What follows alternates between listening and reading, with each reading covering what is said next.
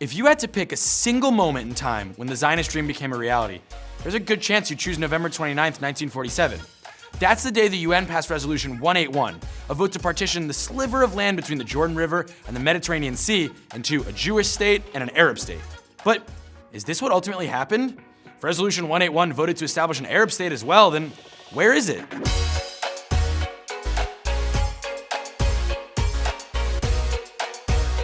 Let's jump back to the end of World War I in 1918. When the Allied powers defeated the crumbling Ottoman Empire, the British and French conquered lands that included much of the Middle East. They determined that these territories were not yet ready for self-governance, so they divided the land up amongst themselves in what was called the Mandate System, ratified by the League of Nations. The mandate for Palestine went to the British. Palestine consisted of both Arabs and Jews, so even though it may sound funny now, at the time, there actually were both Arab Palestinians and Jewish Palestinians in the region, and both were essentially occupied by the British. Now, back in 1917, on the eve of their conquest of the Middle East, the British had issued the Balfour Declaration, a statement that expressed their support for a Jewish national homeland in Palestine. While the population of Palestine was mostly Arab, the Jewish population was growing quickly, boosting the region's economy and in many places managing to turn the largely arid terrain into fertile land for the first time in millennia. In the 1930s, the British created the Peel Commission to propose a solution to the land conflict between the Jews and the Arabs. This was really the first time anyone tried to divide the land up officially, and they heard testimonies from both Jewish and Arab representatives in order to help determine the borders. In 1937, the Peel Commission proposed that the British allocate 75% of the land to the Arabs and roughly 25% to the Jews. But the British government would still control Jerusalem, which was kind of a bummer for everyone. Jewish leadership was pretty divided in opinion, but ultimately they accepted the proposal. But the Arab leadership, run largely by Haj Amin al-Husseini, rejected it immediately. So a solution was put off. So what happened next? Well, World War II. Nations on both sides were left forever changed, with governments in shambles and millions of displaced people around the world. 1/3 of the world's Jewish population was killed in the Holocaust, and British immigration policies had barred them from fleeing to Palestine during the genocide. When the war ended, it was time for some big worldwide changes. Imperialism was going downhill, and many nations, such as Indonesia, India, Pakistan, and others, were formed as European empires gave up their colonies. The United Nations was formed in order to maintain peace and order among the countries of the world, including all these new ones. As these new nations were emerging, the Jewish people hoped to once again have the chance to reclaim their homeland. They had longed to return to their land ever since the beginning of the Roman exile in 70 CE. There had always been a small Jewish community remaining in the land of Israel, later renamed Palestine by the Romans in the good old 130s. And over the course of the millennia, the Arab population grew to vastly outnumber the Jews until the beginning of the Zionist movement in the late 1800s. Because of the conflict between the Arabs, Jews, and the occupying British, by 1947, ruling Palestine had become a royal pain for the United Kingdom. So in 1947, they told the UN, you guys deal with it. And the UN Special Committee on Palestine, or UNSCOP, was formed. But the Balfour Declaration of 1917 had created an important precedent, a promise that the Jews would receive land and that both sides would have rights. This was taken into account when deciding how to divide the land. The main option proposed by the Special Committee on Palestine was similar to the Peel Commission's proposal, to create two states, a Jewish one and an Arab one, while the UN would retain control over Jerusalem. The Jewish representatives from Palestine okayed this option, while the Arab leaders rejected it. But there still had to be a vote. This was a huge deal for Jews around the world. This vote would decide if they, as a people, could return to their homeland. It would indicate if the international community respected the rights of Jews. Zionist leadership lobbied for it to succeed. This was their big make it or break it moment. In the eyes of the Jews, this lobbying arose from their desire to reclaim their home and their hopes to rebuild after the Holocaust. But to Arabs, the lobbying was seen as a US-backed strong-arm move. On November 29, 1947, it was time to vote. Jews around the world rushed to their radios so they wouldn't miss hearing the broadcast.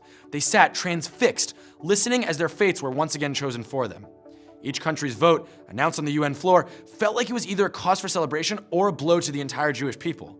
Jews waited with bated breath to see if the resolution would pass. At last, the final count was in. The United Nations had voted at 33 in favor, 13 opposed, and 10 abstentions. There would be two new sovereign states, one Jewish and one Arab. But as we mentioned, that's not how it played out in reality. From the Arab perspective, the partition plan was an awful deal. In fact, they believed that a decision to give the Jews any land was bad, as they had wanted to incorporate all of it into their state. Not to mention the fact that they thought the approved land division was nothing more than a convoluted patchwork of Jewish and Arab regions, and that's something we can probably all agree on. I mean, it looks like it was drawn on an Etch-a-Sketch. Arab leadership also felt this division was gerrymandered to favor the Jews, and besides that, they didn't think the new UN had the authority to divide up land that wasn't remotely theirs to begin with. What gave them the right to dole out countries? The Arab leadership ultimately boycotted meetings and discussions. Palestinian professor Sari Nusseibeh sums up the discontent by saying that Jews, who were a third of the population, were going to get more than half the territory, parts of the Galilee, and all of the Negev, while the ancient Jewish biblical heartland, the Stony Hill country, would go to the Arabs. Now, to be fair, the Negev is a desert, so it's not exactly prime real estate, but the complaint is valid. Jewish leadership was conflicted, although overall pretty psyched. The downside, they were giving up a lot of land they felt was theirs by right. And sure, they get plenty of sand, but what about Jerusalem, the holy city, the epicenter of their entire religion? Nope. On the other hand, Jews had been exiled from their homeland for 2,000 years, living instead in Middle Eastern and European countries that often oppressed and persecuted them. They wanted to have their own state, to write their own laws, and to control their own destinies in their own historic homeland. When faced with the best offer they'd gotten in millennia, they were not going to pass it up. After the final tally, thousands of Israelis rushed onto the streets, weeping and dancing until the sun came up the next morning.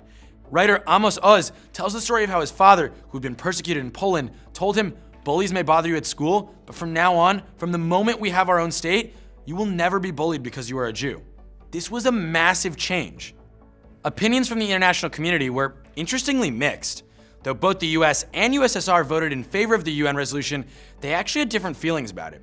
George Marshall, the State Department, and the CIA all advised US President Truman against backing a Jewish state, feeling that such a state would have no hope of lasting.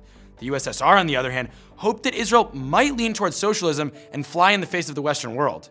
In both cases, their opinions on the state would swing back and forth as time went on. Though the resolution meant a chance at autonomy and safety for the Jewish people at last, it came in a politically charged region of a war-torn world. Zionist leaders knew it wouldn't be perfect, that there would be violence and tragedy, as there often is when borders are defined. Israeli founding father and Prime Minister David Ben-Gurion said, "I could not dance.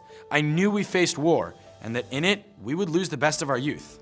A civil war between Jews and Arabs broke out immediately following the UN vote, months before the British would actually leave the region. Casualties mounted on both sides. Then, 6 months later, on May 14, 1948, the British forces left, and Israel declared its independence. And on May 15th, not wasting any time, the Arab nations surrounding Israel sent armies to destroy the new state. But for that story, you can check out our video on the 1948 War of Independence. UN Resolution 181 played a critical role in the founding of Israel. But what effect did it really have? Well, to Arabs, it marked a great injustice when the international community unfairly partitioned their land and turned a blind eye to their wants and needs. For many, it symbolized the tragic loss of their homes. But to Jews, it marked their ability to return home at last and to rebuild the country they had dreamed of for millennia. In the wake of the Holocaust, it was a cause for hope and even optimism about the future. These vastly different perspectives are at the heart of the conflict, and the legacy of it is still felt today. But what might have happened if both sides had agreed on a partition? Would each side still have harbored the belief that they had a claim to the other side's portion? And would this have eventually led to violence in any case? What do you think?